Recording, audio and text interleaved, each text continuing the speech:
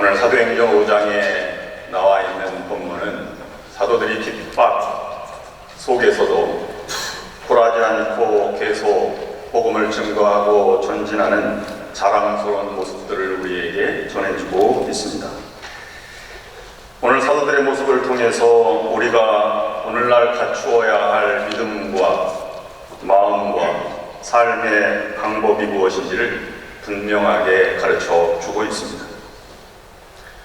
우리들이 배워야 할 모습이요, 우리뿐만 아니라 우리 뒷세대에 이어지는 후손들에게도 전해주어야 할 믿음의 유산이기도 합니다.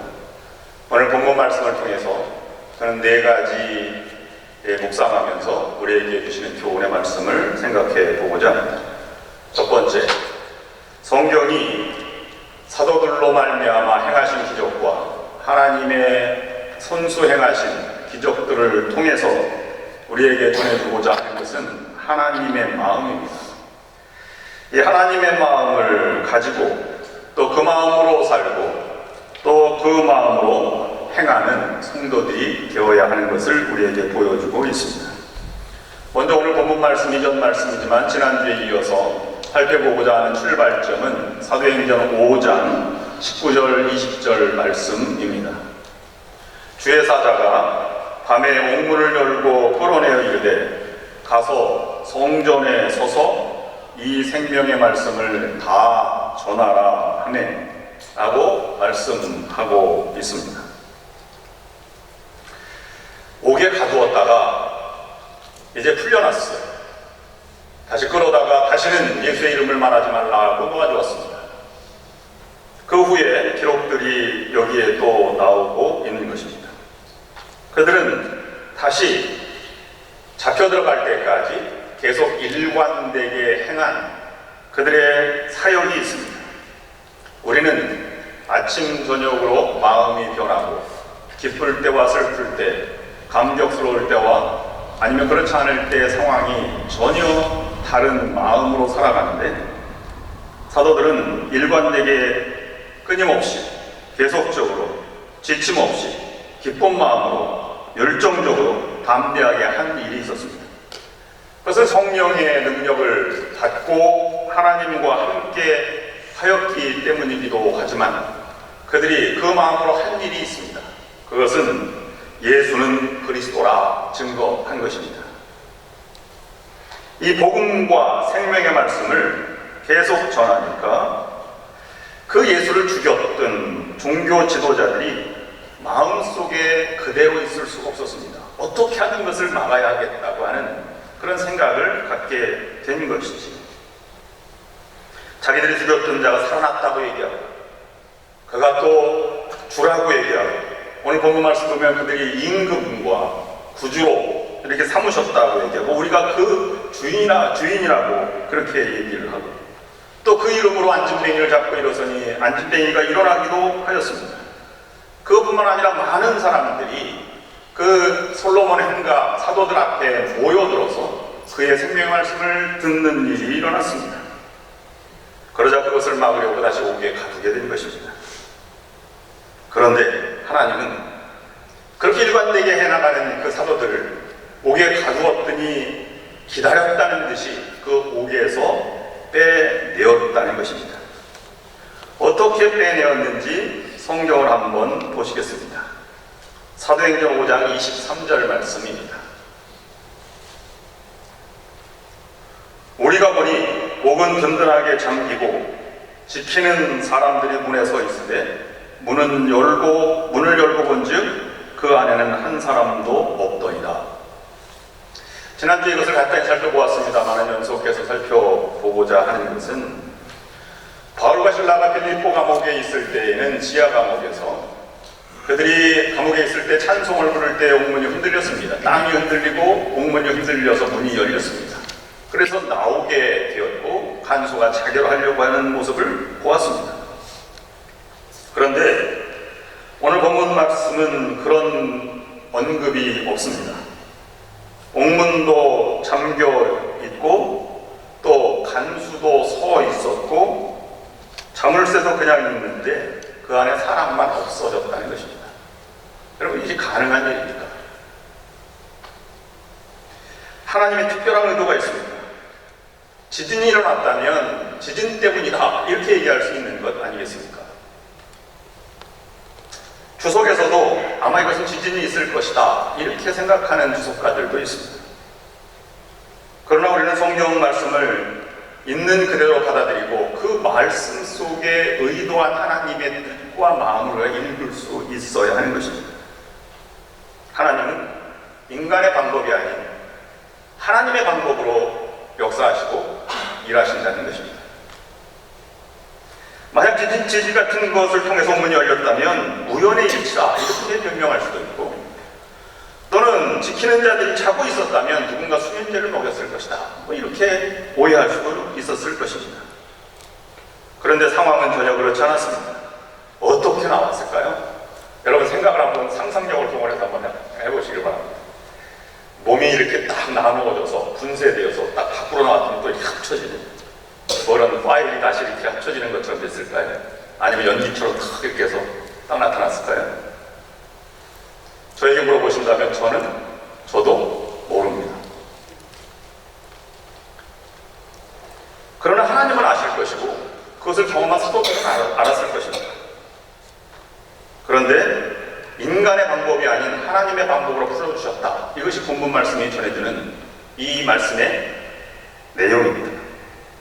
그렇게 하신 이유를 저는 몇 가지로 묵상해 보았습니다. 그렇게 한 이유가 세 가지가 있어요. 왜 그랬을까? 첫 번째는 하나님은 반드시 하나님의 계획을 이루는 자다라는 것을 보여주시는 것입니다. 하나님은 나는 나의 계획을 반드시 이루어간다 라고 하는 사실을 사도들뿐만 아니라 세상 사람들에게도 알리신 것입니다. 다른 말로 말씀드리면 아무리 인간이 자기의 뜻대로 하나님의 말씀과 하나님의 계획을 억누르고 못 이루도록 이렇게 억압한다고 해도 하나님은 그 계획을 반드시 이루신다는 말씀입니다. 또한 그들의 담대함은 자신에게서 나오는 것이 아니라 그런 하나님의 계획에 사용되는 자신들을 통해서 하나님으로부터 모든 능력이 나온다는 것을 만천하에 드러내는 것입니다. 하나님께 붙잡혀 하나님의 사역을 하니 하나님이 이루어 가셨다는 하나님의 의도요 사도들의 고백이 이 말씀 속에 담겨져 있는 것입니다.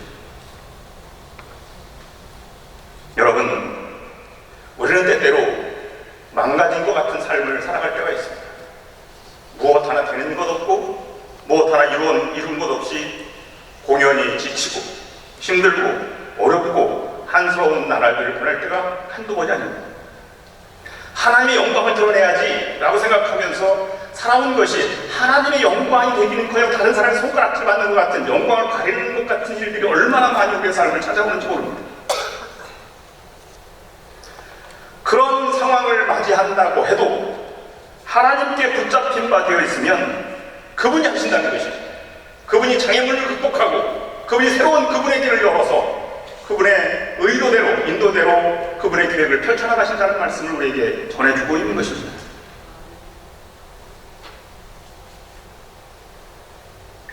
우리가 기억할 것이 있습니다. 하나님의 뜻에 붙잡힌 바 되어 있으면 나의 상황은 상관없이 그것이 강건함이요 그것이 곧 자유요 그것이 평안함이 되는 것입니다.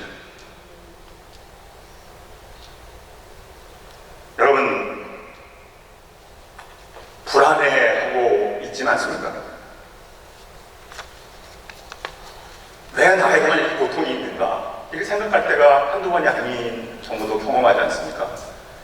돌이켜보면 예수 믿는 사람들이 고난과 어려움이 있는 것은 당연한 것입니다. 왜냐하면 그것이 바른 길이기 때문에 그렇습니다. 그런데 하나님께 잡혀있고 하나님의 뜻이라고 하면 그 마음속에 자유함과 평안함이 있어야 되는 것입니다. 여러분, 왜 잠 못 자고 밤새도록 불안해합니까? 상처와 아픔이 아직도 왜 계속되는 줄 아십니까?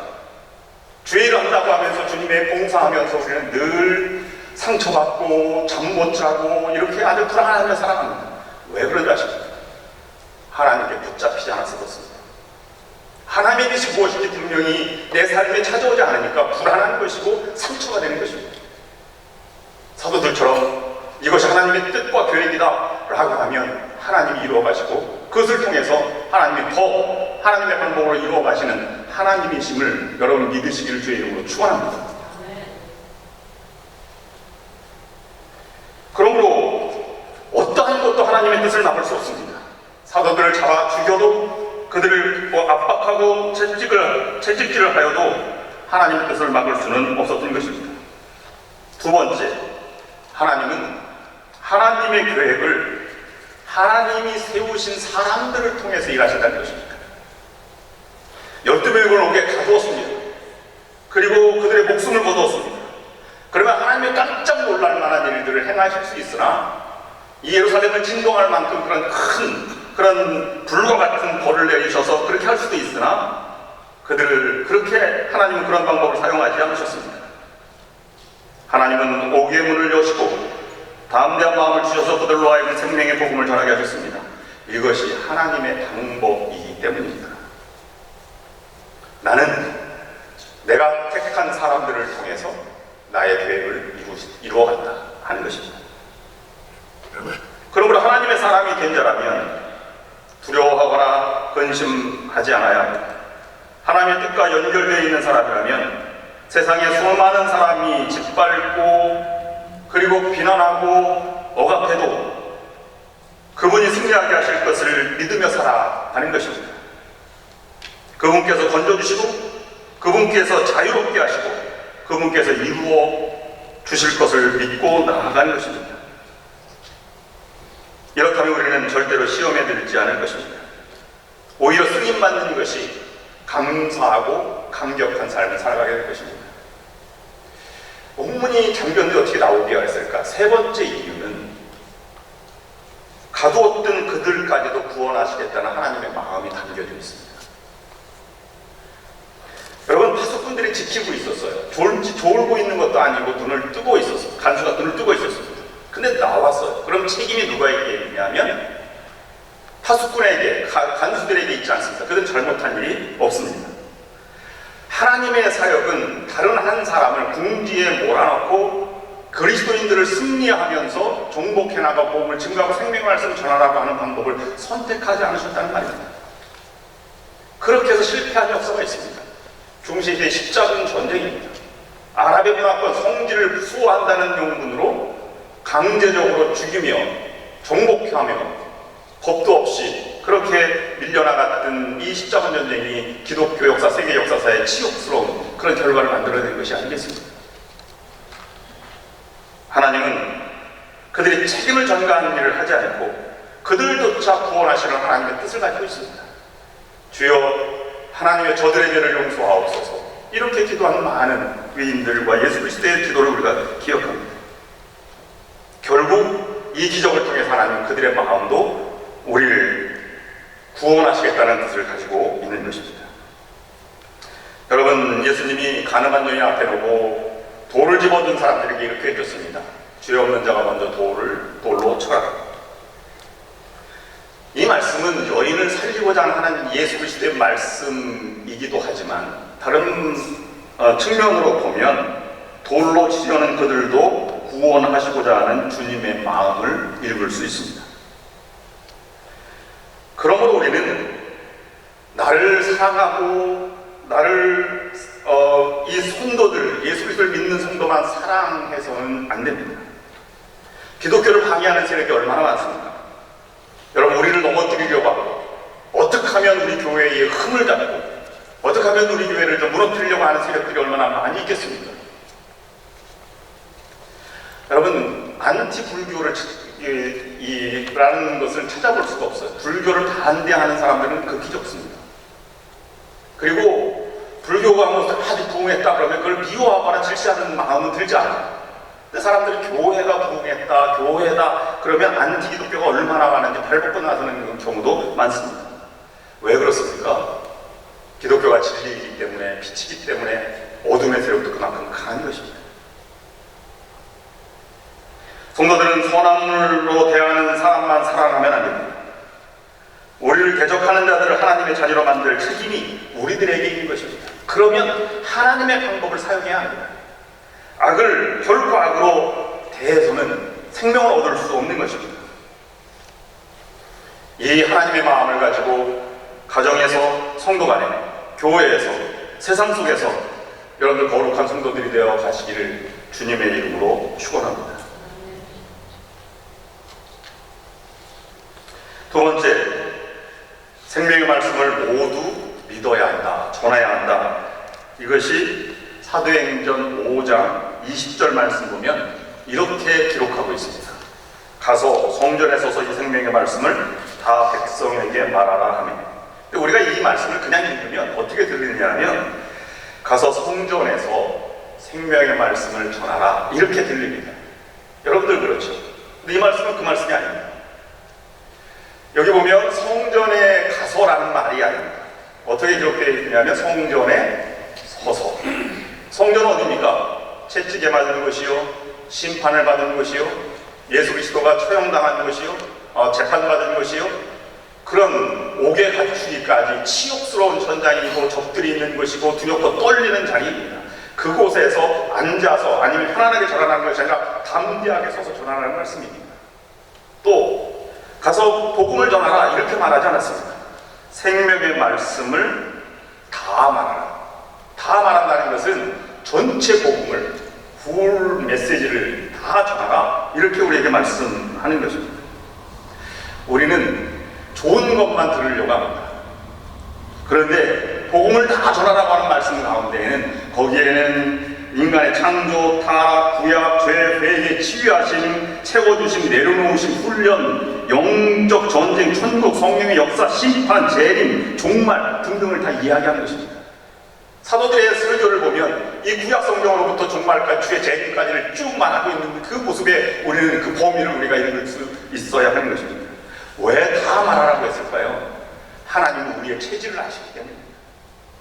아무리 세상 사람도 마찬가지고 기독교 교회를 수십 년 다닌 사람도 마찬가지고 영국 집사님, 권사님, 장로님, 목사님들도 모두 마찬가지로 우리에게 단점이 하나 있는데요, 우리는 다 말하고 다 듣지 않습니다. 어떻게 말합니까? 내가 생각나는 것만 말하고 내가 보는 것만 보고 내가 듣는 것만, 듣고 싶은 것만 듣는 것이 사람이기 때문에 그렇습니다. 내가 배우고 들은 대로만 이렇게 취향대로 살아가려고 합니다. 그런데 그것은 편식하는 아이들처럼 영적 편식자가 되어가는 그런 것이기도 합니다. 우리가 복음을 다 받아들인다면 기도를 크게 하는 사람도 있고 적게 하는 사람도 있고 아니면 방언을 말하는 사람도 있고 아니면 그렇지 않은 사람도 있고 여러 가지 다양한 것도 있고 어떤 목사님은 그냥 예수님의 보혈만 설교하는 사람이 있고 어떤 사람은 재림만 설교하는 사람도 있습니다. 그것도 다 중요하게 우리가 받아들이고 소화할 수 있는 능력이 되어야 한다는 것을 말하는 것이죠. 복음에는 용서가 있으면 회개가 있습니다. 채워주심이 있으면 내려놓음도 있는 것입니다. 사랑이 있으면 책찍도 있는 것입니다. 인생의 시작이 있으면 죽음도 있는 것입니다. 죄에 대해서 설교하면 부흥이 안 된다 이렇게 말하기도 하고 교회에서 돈 얘기 절대 하지 마십시오. 상처받습니다. 여러분 바른 신앙생활에서 헌금생활 이야기하고 11조 얘기하는 것이 잘못된 것입니까? 왜 그런 듣기 싫은 것을 듣는 것 이렇게 해서 피해나가려고 하십니까? 제가 둘째 졸업식에 가서 LA에 간 김에 이발을 좀 해야 되겠다고 미용실을 들어갔어요. 미용실이 이제 아주머니들이 쭉 있고 이제 염색을 하고 거래를 갔는데 앞에 있는 그 이발하는 아주머니가 얘기를 하는 거예요. 교회 얘기를 합니다. 키가 쫑긋했어요. 근데 이렇게 말하는 거예요. 우리 교회 목사님은 다른 교회 목사님과 달라. 그래서 무슨 얘기인가 그냥 잘 안 들리는데 되게 열심히 들었습니다. 그런데 그 교회가 큰 교회입니다. 이렇게 말하는 거예요. 그 집사님이 이제 권사님 보고 있지만 우리 다른 교회 목사님은 설교를 하지만 우리 교회 목사님은 복음을 전해. 깜짝 놀랐어요. 우리가 변화되고 사람이 되어가는 것은 은혜로운 말을 들어서 사람이 변하는 것이 아닙니다. 복음을 들어야 변하는 것입니다. 복음이 무엇입니까? 예수 그리스도입니다. 그 복음을 전부 듣고 깨달았다면 깨달은 것에 멎으면 안 됩니다. 깨달았고 다시 깨달음이 행위로 나아가고 순종으로 나아가는 것이 바르게 살아가는 것입니다. 세 번째, 진정으로 순종한 사도들입니다. 전하면 전할수록 핍박은 더해져 갔습니다. 이 사내들인 의회에서 사도들을 다시 신문하고 또 신문하는 중에 베드로가 변론을 하는 장면이 5장 29절의 말씀에 나와 있습니다. 베드로와 사도들이 대답하여 이르되 사람보다 하나님께 순종하는 것이 마땅하니라. 이 담대하게 전하는 오히려 신문 받는 사람이 신문하는 사람들에게 책망하듯이 말하는 것을 보고 사도들은 노에서 분개했습니다. 그런데 여기서 우리가 알아둬야 할 것은 핍박한다고 마구잡이로 핍박하지 않았습니다. 로마도 그랬고 예루살렘에 있는 대제사장도 그랬고 합법적인 절차를 밟아서 아주 모든 것을 다 변론의 기회도 주고 이렇게 해서 재판 과정을 통해서 처형당하고 이렇게 한 것입니다. 그들 안에서도 질서가 있고 하나님을 두려워하는 마음이 있고 갈등이 있었다는 것을 보여주고 있는 것입니다. 그때 가말리엘을 통해서 나타나서 한 연설이 33절부터 40절 마지막까지 있는 과정의 말씀입니다.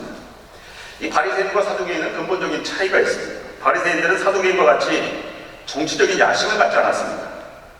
바리새인이란 말의 뜻이 구별되었다는 것처럼 이들은 분별되고 거룩한 삶을 살아가려고 애쓰는 자들이었습니다. 사두개인과 같이 그들은 부활과 내세와 영생과 천사의 존재를 믿습니다. 그리고 바리새인은 원래 하시딤이라는 광야에서 율법을 연구하며 노동하고 살던 무리들이 그들의 조상이었습니다. 나라가 일어서 독립하지 못하게 되자 그들은 그렇게 하나님을 섬기는데 제약이 많이 받게 되자 마카비 형제들과 함께 예루살렘 성전의 회복에 위해서 애썼던 자들입니다. 그런데 가면 갈수록 현실 정치인들이 부패하고 로마와 앞고 백성들을 억압하는 것을 보고 그들은 현실의 율법을 갖는 것이 구원의 가장 중요한 길이다라고 하면서 율법 선생 역할을 하였습니다. 그래서 계몽운동을 한 것이죠. 작은 율법의 조항까지 시키려고 하였습니다. 가말리엘은 샴마의 학파와 쌍벽을 이루는 그런 제사장 힐렐의 손자로 당대 바리새인 중 최고의 랍비였습니다. 사도 바울이 가말리엘 문화생이었죠. 유대 모든 바리새인들은 가말리엘이 운명했을 때 이제는 율법의 영광이 떠났고 깨끗함과 거룩함이 죽었다고 할 만큼 그의 명성은 대단했습니다. 그가 사도들을 밖으로 내보내고 하고 자기들끼리 의논해서 이것이 하나님의 뜻이면 우리가 죄를 짓는 것이고 그렇지 않으면 저들은 이단 사상이면 곧 무너질 것이다 이렇게 얘기하는 것입니다. 여기에는 몇 가지 이 가말리엘이 얘기하는 것을 보면 신앙의 품격을 가지고 있습니다. 자기들 처리보다는 하나님께 맡기자는 것입니다. 감정에 얽매이지 않았습니다. 분개할 것을 잠재하고 하나님의 뜻이 무엇인지를 물어봤습니다. 이것이 곧 사도행전 15장에 나와는 예루살렘 공의회가 이방인 선교를 하느냐 마느냐 하는 그런 이 회의에서 베드로가 처한 입장과 같이 되는 것입니다. 이방인 할래도 하나님의 뜻이면 우리가 허용되어야 하지 않겠는가 라고 하는 판단으로 나아가는 정신이 되었습니다. 그리고 공정한 법 집행이 있었습니다.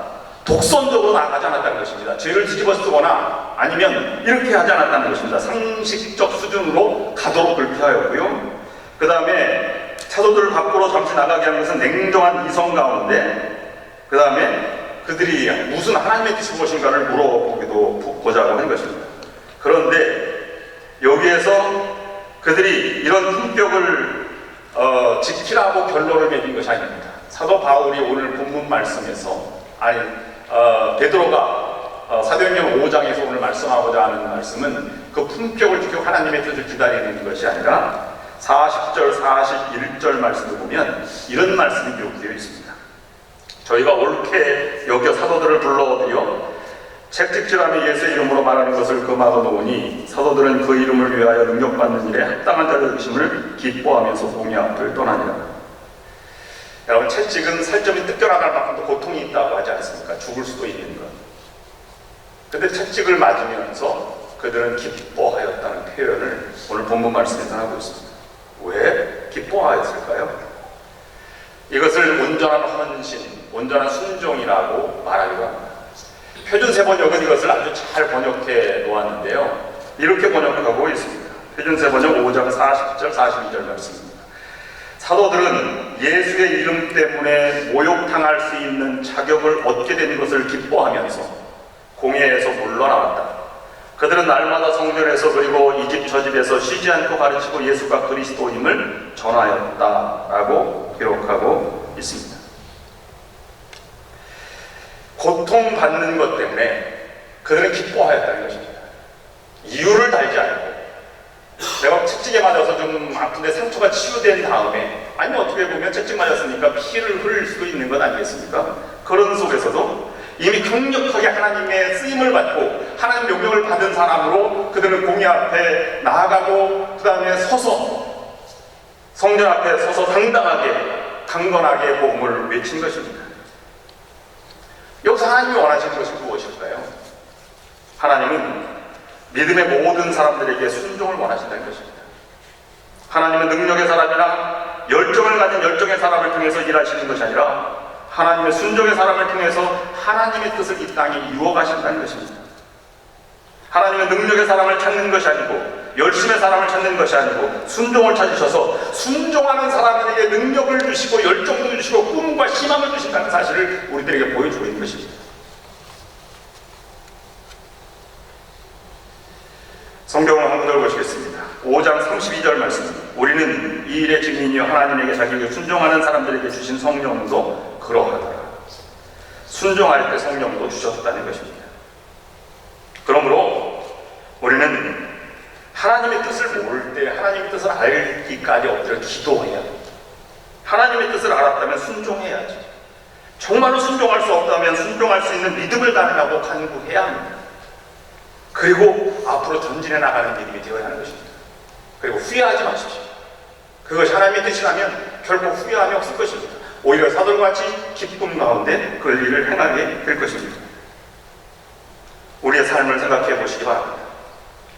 넉넉하게 베풀어 주실 때만 우리는 순종하고 가난하고 핍박받을 때 순종할 수 없다고 생각하지는 않습니까? 믿음이 적고 어리석은 믿음일 때 가능한 것, 그렇게 생각할 수 있습니다. 그러나 정말 믿음의 사람은 그런 것이 문제가 되지 않습니다. 정말 순종의 사람은 사도들처럼 아픔이 아닙니다. 순교하는 모든 사람에게 평안히 죽음을 맞이함을 성경은 기록하고 있습니다. 스데반이 순교한 다음에 야고보가 곧바로 처형당했는데요. 초대 교회 교부였던 클레멘테는 이 사실을 다음과 같이 기록하고 있습니다. 야고보가 재판정에 끌려가게 되었을 때 야고보를 고난당하게 만든 장본인이 그가 사형에 처해질 것을 알고서 양심의 가책을 받아 자기도 기독교인이라는 고백을 하고 함께 끌려가서 처형을 당하기 전에 야고보에게 자신의 죄에 대해서 용서를 구했다고 합니다. 야고보는 잠시 이 문제를 생각한 뒤 그에게 입을 맞추며 형제여 평화가 그대에게 있을지어다 라고 말하고는 둘이 함께 교수형을 당했다, 이렇게 기록하고 있습니다. 여러분, 어떤 어머니가 우울증에 걸렸답니다. 그래서 의사 상담하면 그 옛날 과거부터 다 이렇게 듣지 않습니까? 들었는데 들어보니까 그럴만도 하겠다 생각이 들었습니다. 어릴 때 아들 둘을 낳고 아빠가 세상을 떠났어요. 근데 엄마 혼자 키우자니 너무 힘들었습니다. 가진 것 없고. 그래서 손수레에 떡볶이 를 만들어서 시장에 나가서 팔았습니다. 근데 아이들이 들어오면 점점 커가면서 아이들이 집에 들어오자마자 돈을 달라는 거예요. 그 돈을 주었습니다. 근데 돈을 줘서 보니까 늘 아이들이 뭐 가치 있는 걸 사는 것이 아니라 아이스크림, 빵 이런 걸 사 먹는 거예요. 내가 밤새 아침 일찍 나가서 저녁 늦게까지 빠지게 일했는데 아이들이 돈을 달라고 해서 그렇게 사 먹다니. 마음이 아팠습니다. 여러분 마음이 아프지 않습니까? 그래서 돈을 이제 가급적 주지 않고 저축하고 모았습니다. 악착같이 모았습니다. 그런데 그래도 여러분 그런 상황이면 여러분 행복할까요? 불행할까요? 악착같이 돈을 벌어서 세월이 가면 갈수록 통장에 돈은 쌓이는데 마음이 한구석에 짠했습니다. 아파온 것이죠. 원인은 우울증이 거기에 있었습니다. 이제 자녀들이 다 컸습니다. 아이들이 돈을 자기들이 벌어서 돈 달라고 하지 않습니다. 엄마의 돈보다 더 많이 벌기 때문입니다. 지금까지 아이들을 위해서 고생한 것이 무엇인가 라고 생각하니까 우울해진 것입니다. 어머니는 그걸 몰랐어요. 밤새 아침 일찍부터 저 늦게까지 수고하고 뼈 빠지게 일해서 번 돈 아이들에게 주는 것이 행복인 줄 몰랐다는 것입니다. 우리가 힘들고 고생했지만 자녀들을 위해서 수고하고 애쓴 것이 고생이 아니고 행복이듯이 여러분 십자가의 은혜로 구원받고 강건하는 것은 우리의 행복입니다. 그러니 그런 십자가 고난의 길을 때때로 가는 것도 우리가 행복하다는 것을 우리가 믿어야 하는 것입니다. 그 길이 채찍에 맞아도 기뻐하였던 제자들의 길이요 사도들의 길을 걷고 있다는 증거입니다. 사도들은 그런 고통 속에서도 고통의 값을 지불하는 것이 행복이요 그리고 기쁨이었습니다. 사랑하는 사람 때문에 마음이 뛰는 것과 같은 그런 기쁨을 맛보게 된 것입니다. 그런데 이 사도들의 이러한 마음은 그들의 마음이 아니었고 하나님의 마음이었습니다. 독생의 자까지 내어주시기까지 하나님은 사랑하셔서 기쁨으로 내어주셨고 예수님도 기쁨으로 십자가에 달려 돌아가시게 된 것입니다. 여러분에게 묻겠습니다. 여러분이 주님 때문에 당한 고생이 무엇입니까?